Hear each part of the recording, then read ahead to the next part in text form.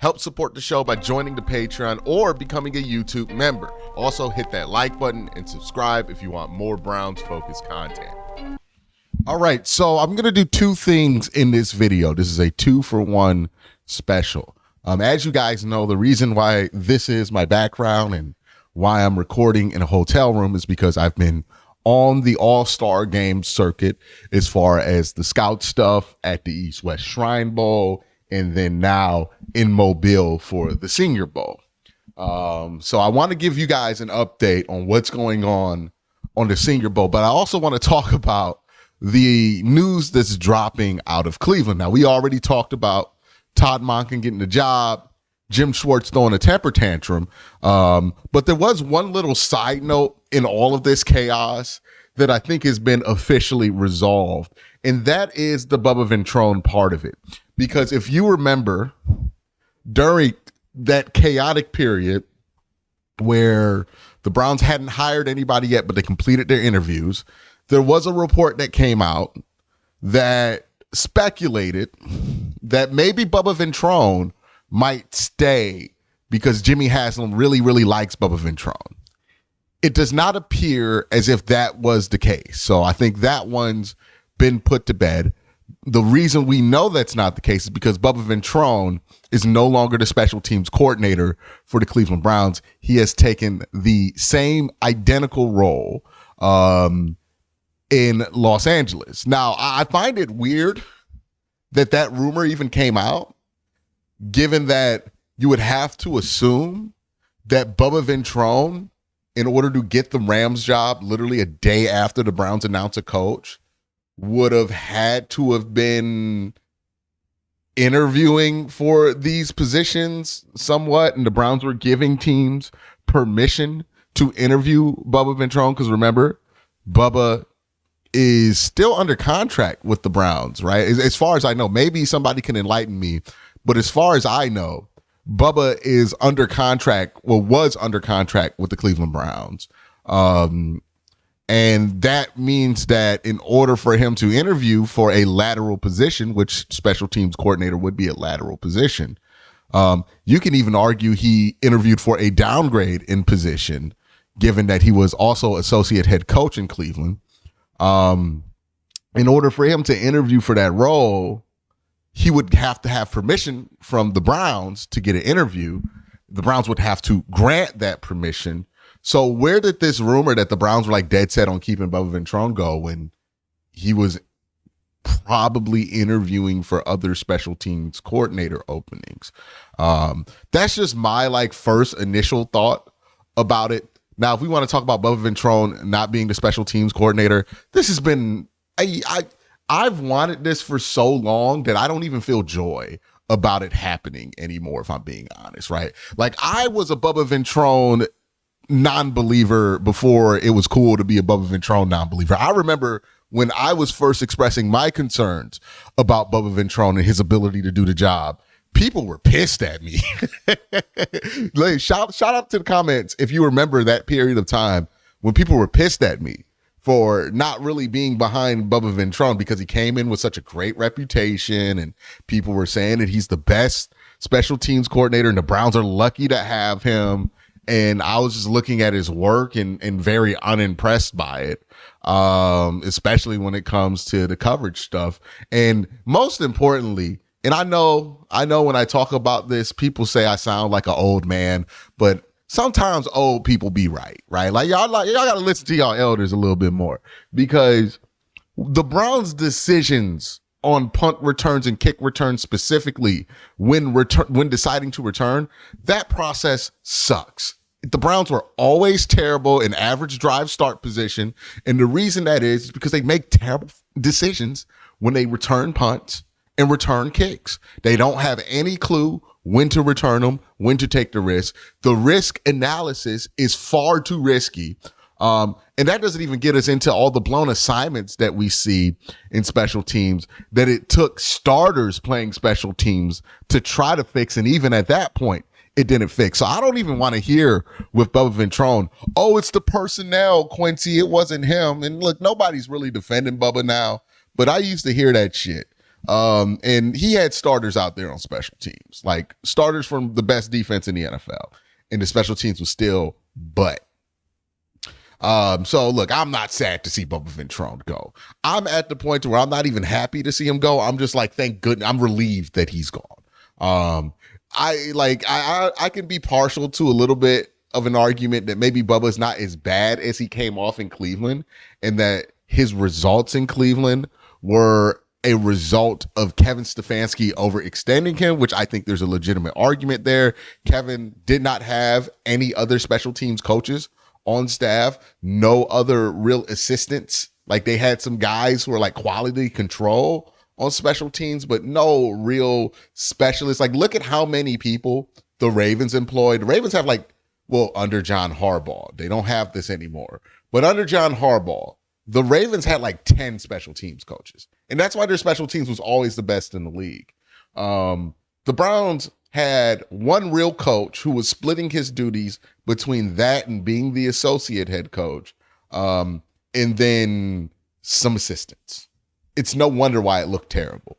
So maybe if you're the Browns, you should hire a special teams coordinator. But if you think you're just going to go, we hired a new guy, he's not Bubba Ventrone, it's fixed, you're going to run into the same problems that you ran in with Bubba and you ran in with Mike Prefer if you don't invest more in your special teams coaching, because that's the common denominator between those two.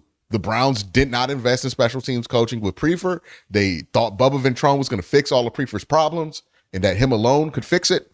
That was a fucking mistake. Now, I hope we learn on the third time. Maybe let's bring in somebody who is a former kicker who can help these kickers through ruts and these punters through ruts. We should have multiple kicking specialists on staff, in roster, in the building, because if they're like, think about how useless practice is for punters and kickers when nobody is there to give them coaching points, because nobody there knows what the fuck they're talking about when it comes to punting and kicking. Like, really think about that. Like, Bubba Ventrone knows nothing about kicking a football. He's never done it. He's not good at it. So he's not telling these guys what they need to do. He's just giving them information like, hey man, we're going to try to kick this way in the wind. And how do you feel about that? That's really what he's doing. But what NFL teams do and what the Browns have done with special teams, especially with their specialists, is they have fallen into the rut of thinking like, we'll just let them kick it out, not try to develop them, not try to coach them. And that's not a good process. And I know I'm famous for my special teams takes because I guess I have some radical special teams opinions, but I think my radical special teams opinions are right. I just think we're just so fucking behind when it comes to our thinking with special teams. Make me a special teams coordinator, Cleveland. I'm joking. I will accept the position if it's offered. But in all seriousness, like, really look at how we try to coach special teams, and how basic the approach is. And then you go to scouting for special teams. It's just as basic and just as broken. And we wonder why teams constantly struggle to fill this when they're using the same outdated, broken process. You should have a coach there for your kicker, so your kicker's actually getting useful information during the fucking week and not having to rely on all their coaching points coming from an independent kicking coach. You should want control of that if you're the team. The same thing goes with punters. You shouldn't want to rely on a third-party punting coach that he goes with. No, you want your own guy in the house to teach the guy what you want to teach the guy during the week, instead of just relying on him and his staff alone, right? The punter staff alone. It's kind of ridiculous, right? I was at the Senior Bowl and I'm like, how come they never practice in these punt drills situations? Like, just punt a ball, make them judge it, and make them decide whether they're going to return it or not, right? Like, we're not drilling that. Like, all this stuff that we do with special teams, it's highly ineffective. It's been highly ineffective for a long time. And I'm just hoping that at some point somebody starts to do more. And you're seeing this around the league in different places. Like, I think the Rams are, well, not the Rams, but the one team that does the knuckleball kick all the time. Maybe it's the Chargers. Like, you're seeing some innovation around the league, but man, we are so behind on how we look at special teams. I was talking to Alex Katzen, who is one of the few people. He's like the Jack Duffin of special teams. Like, you know how Jack is like really tuned into the salary cap. It really knows his shit. Alex Katzen's the same way with special teams. And we were having conversations about like, what do you look for? What do you strike? Like, how do you even evaluate this? And then how do NFL teams evaluate it? And it's just so far different from anybody who's done any research on it, and just kind of shows you why it is that there's the kicking carousel seems so extreme, is because the way the NFL teams go about it, it just creates these results more than likely because they're not putting good process into it. Again, Bubba Ventrone did not have that many assistants when he was here. That doesn't excuse Bubba Ventrone for the performance of the offense, but I do feel like if I just come on here and shit on Bubba Ventrone, and look, I've been not a fan of Bubba for 3 years now. I have full license to be able to do it, but I feel like if I came on here and all I did was shit on Bubba Ventrone, it gives the impression that the only problem was Bubba Ventrone wasn't good. But that's not the reality. The reality is Bubba Ventrone was bad, but the process that they plugged Bubba Ventrone into has also proven to be terrible. And that is also something that needs to be adjusted, right? Let's get some more special teams coaches in here. Let's get some like, I hope Todd Monken has learned that from his time in Baltimore and he brings that over to Cleveland, because Baltimore is one of the few teams that actually knows what the fuck they're doing with special teams. And that's why they've been better than most. Now, even them, they're still, everybody, like, no matter how much you coach it, you're still going to be privy to the occasional special teams fuck up. But, you know, even then, Baltimore limits how many special teams mishaps that they have. But yeah, that's my whole thing on it, right? Like, I'm not a fan of how teams go about special teams these days. And that's why I just disregard special teams, because I don't trust NFL teams to run them properly. And I think like we really should reevaluate some of these like conventional paradigms about special teams that we don't really attack, right? Like with punt returners, how much risk is really worth it with a punt returner? Like if you have a guy and 1 out of every 10 returns, he gets you, let's say 1 out of every 3. Well, no, 1 out of every 3. What? 2 or 3 out of every 10. That guy gets you 10, 20 yards extra on a return. But 1 in every 10 punts, he muffs it. Or 1 out of every 20 punts, he muffs it. Is that risk really worth it to get the extra 20 yards every once in a while? Or is it just worth it to secure the best field position possible based on where the punt is and take the least amount of risk with the ball so you can hand the game over to the guys who are being paid a ton of money, right? Like my issue with special teams is when special teams blows it, you're letting a player who's making $1 million, you know, determine the fate of your entire franchise. When in some cases, like the Rams, you got a $50 million quarterback. I want the goal of special teams to get the ball to the people who I pay to win the game or lose the game. And that's the defense and that's the offense. I don't really care if special teams can be a game changer. I just need you to be neutral. Now, there are special circumstances where obviously if you got a guy who's like that, you're not going to tell that guy to be risk adverse, right? If I got Josh Cribbs back there, if I got Devin Hester back there, Dante Hall back there, yeah, man, that guy gets to do what he wants. But unless you have proven yourself to be that dangerous with the football in your hands on returns, I'm playing possession punt return, possession kick return every time, because I'd rather deal with consistency and knowing that my offense is going to get the ball versus, you know, trying to get cute with it. That's just my take on special teams. But yeah, Bubba Ventrone's not the coach anymore. Let's go and jump to the Senior Bowl part of this video. But real quick, I got to thank my sponsor, Sleeper. Hey, have you heard of the Sleeper app? It is a place where you can go to play fantasy football. It's also a place you can go to do picks. You can put your knowledge on the line, make some picks, and see who knows ball the most, and maybe even, you know, be rewarded for your knowledge. Go on the Sleeper app, make sure you sign up using the promo code Worst Take, and you'll get 100% match on up to $100 when you use the promo code Worst Take. Make sure you check out the Sleeper app.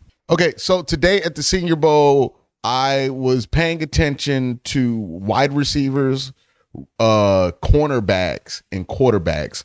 Now, I do have film access for the Senior Bowl, thankfully, so I'll be able to catch up on everything that I didn't get to watch. They do a lot of this stuff at the same time, so you can't watch everything. But here are some of my thoughts about the players that I got to see. We're going to talk about DBs, linebackers, tight ends, wide receivers, and we're going to talk about quarterbacks as well. But let's start with DBs. I thought Thaddeus Dixon, DB out of North Carolina, was pretty good. Bud Clark out of TCU, he was the best guy, or my favorite guy at practice, for reasons about football and for reasons not about football. Well, kind of about football. So one, with Bud Clark, he was sticky in coverage, right? He wasn't getting beat by the man beaters. He was pretty sticky in coverage. He's a safety prospect, by the way. He's physical as hell. There was a play where he came down, banged on the tight end, popped the ball loose in an 11-on-11. You know me, I like that kind of stuff from my safeties. He's more of a box guy, but I think you can, in limited situations, maybe put that guy at free a little bit because he is really instinctual and he's solid in coverage. You can also put him at slot. I think you can put him in the slot a little bit too. He'd be fine. I like Thaddeus. I'm not Thaddeus Dixon, but I do like Thaddeus Dixon, but I like Bud Clark a lot. Jacob Rodriguez, he looks like he's going to be pretty good. Had a really good day. Bryce Bottinger from Oregon, he's up and down. But man, he can get out to the perimeter quickly and he loves the bang. And I like that about my linebackers. If we're going to tight ends, I thought there were three standouts. Will Kachmarek, I think is his name, from Ohio State, had a nice blocking rep. He had an up and down day blocking because there was one where he wasn't very good, but then had a really good rep in a team drill, springing a big run for his team. Sam Roush has been the best tight end here by far. He's going to be good. I like Sam Roush a lot. Nate Bokirkner from Texas A&M had the nicest catch of the day. Just went up and did a gimme those over somebody's head in a compete drill. You got to get a mention if you do that. But yeah, I think the tight end class looks pretty damn solid, if I'm being honest with you. Like, just the guys that we got to see, some of the guys I got to see at East West, tight end class is looking solid. I think there's going to be some good corners available day 2, day 3 that the Browns should really look at as well. Linebackers, linebackers starting to become a more rare position to find. And I think that's why, like, a Carson Schlesinger made so much sense where the Browns took him last year. But, still some guys there that you think can play some Sam, right? Some Sam and Will, not necessarily people that you think can play Mike, but you put Jacob Rodriguez as Sam or Will, I think you got something there. Especially with Carson Schlesinger right there and then Devin Bush.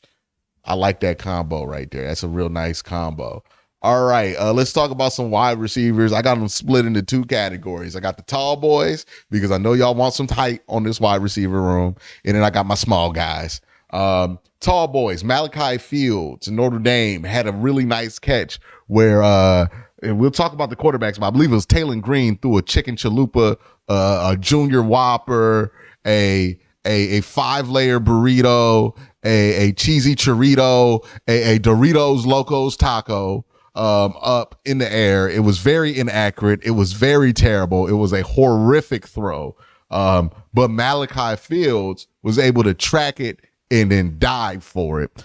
Use his length there. So you love to see somebody demonstrate the catch radius. Ted Hurst out of Georgia State. I'm sure if you've been on Twitter or draft Twitter in any capacity, you've seen people post about him. He's really good. Nice catch radius. Excited to see more from him. And then my small guys, right? The guys who aren't that big, they're under 6 foot, but I think they can hoop. Devin Voslin out of South Alabama's had a good week. And then Tyron Montgomery out of John Carroll University. This guy, every year, every team has some wide receiver in training camp that the whole fan base falls in love with. Every year, right? And every team. I've never seen somebody who's more equipped to become that than him. Maybe Luke McCaffrey, because Luke McCaffrey, I was like, yeah, that guy, somebody's going to fall in love with Luke McCaffrey at the bottom of their roster. And that's going to make sense. Tyron Montgomery is the same way. This dude just makes plays, right? Is he going to run fast in the 40? Probably not. I think me and some of the people were talking about it. He's probably like a 4.58 guy, maybe a 4.6 plus guy. Like, you're really looking, if he runs in the combine or at the pro day, give me a good 10 split and be under 4.6, and then you're draftable, a lot earlier than maybe people anticipate. But if he runs 4.6 plus, he doesn't have a good RAS. That kind of makes him harder to identify. But he just goes out there, he makes plays. He's a football player, man. And in the same way that like a guy like a Xavier Strepo, right? He's just a football player. I think that's kind of the mold that Tyron Montgomery is. Don't know how he does in the draft because he's not twitched up. He's not going to win RAS scores. He's just a good ball player. All right. Now I got to talk about the quarterbacks, man. This is not good, what I've seen from the quarterbacks, in my opinion. So I'll go through each one of them individually and tell you what I think. Taylor Green, when you look at him, he intrigues you because he's a big guy. He's got super long arms. But then you see him play quarterback and all the intrigue is gone and you're just reminded of watching Kellen Mond. Like that's what I like. Watching Taylor Green is a lot like watching Kellen Mond, in my opinion. You just look at him, you go, man, he could do something with those long arms. He does nothing with those long arms. He stood out in a negative way, I would say. He's not the best scrambler here, which is shocking, right? If I'm comparing him to even the guys I saw at East West, I think Cade's way better than him. I think Jalen Daniels is way, way more of a better project to take on than him. And I think Gronowski was much better than him. So yeah, Taylor Green, not very impressed. Would not recommend the Browns drafting him. Gives me Kellen Mond vibes. Not a big fan. Sawyer Robinson, I'm going to be honest, I haven't really noticed Sawyer Robinson positively or negatively. I know he threw an interception when he was hit yesterday, but other than that, I haven't really noticed him. He's been pretty unnoticeable. Diego Pavia, if you want to draft a quarterback who's shorter than Dylan Gabriel, you could do it with Diego Pavia because he's legitimately 5'9" and 3/4 inch. He's 2 inches shorter than Dylan Gabriel, who I believe is 5'11" flat. Right? Like Dylan Gabriel on his tippy toes is 6 foot. Diego Pavia on his tippy toes is looking eye to eye with Dylan Gabriel with no shoes on. So that might ruin Diego Pavia for most people. And if I know the internet and the way that you guys talked about how short Dylan Gabriel is, I better not hear any of you talk about no Diego Pavia or like that. Now, what I will say with Diego, he at least has some guts, some good instincts, right? He'd be out there throwing up the middle, be trying to do stuff that guys, his size probably shouldn't be attempting. But, I think the size is just going to be too much of a factor. My whole thing with a guy who's under 6 foot in the NFL is if you are 6 foot or under 6'1" in the NFL and you're trying to play quarterback, you got to have a skill that is elite around your game. You got to have either the best arm we've ever seen, combined with accuracy, or you got to be a unbelievable athlete. Diego Pavia is a fun athlete. He's not an unbelievable athlete. I think he's going to be amazing in like the spring leagues or in Canada. I don't think he's an NFL starting quarterback, and I don't know if he even stays on the roster long term in his career. I think if I'm him, I think about trying to raise the floor in the spring leagues and get him a TV contract so he can get paid. Because I don't know if it's going to happen in the NFL. Not because he can't play. He can play. Like, he's a better quarterback than like Taylor Green or Sawyer Robinson. It's just like the size is just such a prohibitive factor for him. Garrett Nussmeier, I thought he was okay so far. He's had a couple of nice throws. Nothing's really stood out too crazy for me, positive or negative. You kind of just default to your tape analysis with Garrett Nussmeier, and that hasn't been great for him. Luke Altmaier, my bad. I keep calling that man Altmaier. Out of Illinois. He's probably the best quarterback here. I think he is by far the best quarterback here. If you ever wanted the answer to what if Dylan Gabriel were 6'1", It'd be Luke Altmaier, my bad. Altmaier. Luke Altmaier is the answer to what if Dylan Gabriel was 6'1", because he's very similar to Dylan Gabriel. I think some coaches will fall in love with him. He's very safe with the football. I don't think you have to worry about the Browns falling in love with him because he doesn't fit what Monken wants at all. But a team like the Dolphins maybe want to take a chance on that. Maybe the 49ers, some team that it's more about the coach's scheme than it is about the player, right? Like that's where Luke is going to thrive. Is he the best quarterback I've seen in both games? I would say for the Browns, no. Like if I'm the Browns, I'm probably more willing to go after Gronowski or Jalen Daniels over Altmaier. But that's just my opinion. But that's my thoughts from the second day of practice. By the way, if you're wondering why these videos are coming out kind of a day behind the practice, it's because they're having these practices in the afternoon now, which is cool for me, but it's really kind of throwing off the schedule. So this is kind of what I've settled on doing, is just getting these out the day after. Let me know what you think about it. But y'all have a great day. Have an even better night. Peace.